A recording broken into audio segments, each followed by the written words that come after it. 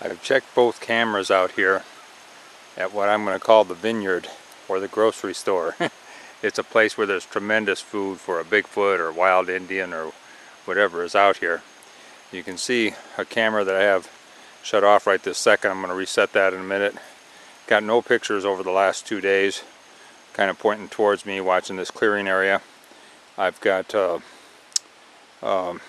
just up from that, a ways from that camera, I've got a jar somewhere in there on the ground. It's hard to see from here in this little viewfinder screen. Maybe that's it. There's a jar with peanut butter and going for fingerprints set over there. Around behind me, 180 degrees away, pointing kind of towards that other camera, is another one that I've got disabled for the moment while I'm filming here and looking around. But that one's kind of watching this area as I pan to the left here. All this area here is covered with grapes. Wild grapes that no doubt the Indians used to harvest. They're all in one area here.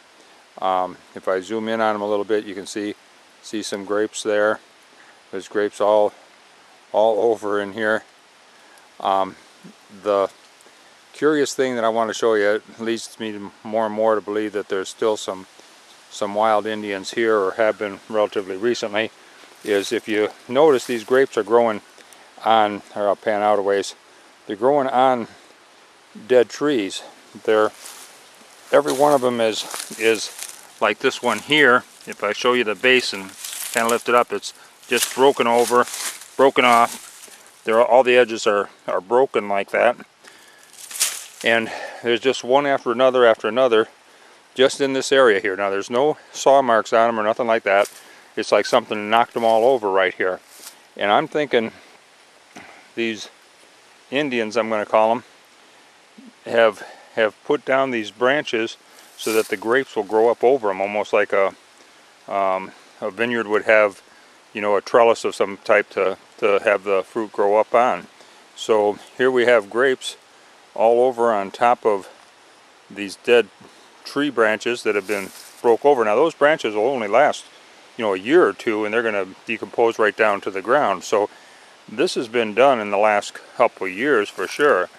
And as I pan over here, you can see there's a tree that's covered in grapes going up over there, and it's all throughout this area. Maybe it's probably 35-yard square area if it was square, just full of grapes, all just in this one spot. Now there's occasionally grapes all over the place, and I'm just 100 yards or less up that direction, up the hill from the back of my back field. I've got 40-acre farm here, and there's thousands of acres that are out behind my farm, but it's in an area where we've had cut ropes before.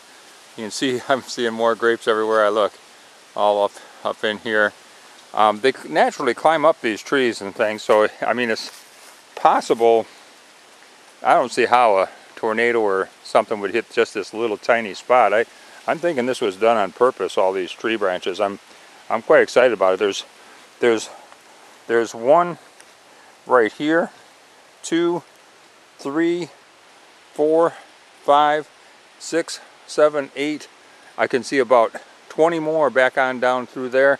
There must be 40 or 50 or 60 knocked over trees here. All of them with grapes growing up on them.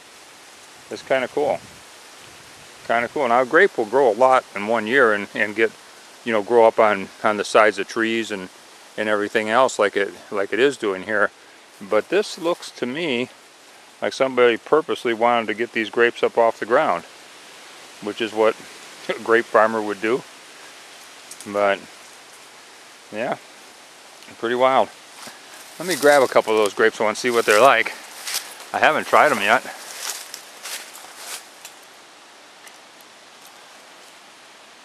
Kind of small.